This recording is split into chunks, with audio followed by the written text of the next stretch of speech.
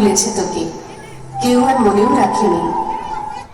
তোকে ভুলে তোকে ফেলে সে তো বেশ রাজধিরাজ সেজে মহাকাব্যটির প্রধান পুরুষ হয়ে প্রচন্ড প্রতাপে বেঁচে আছে আজও।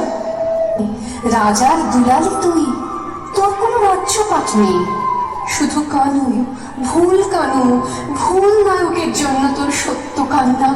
তোকে আর কেউ খুঁজে পায়নি রাধিকা।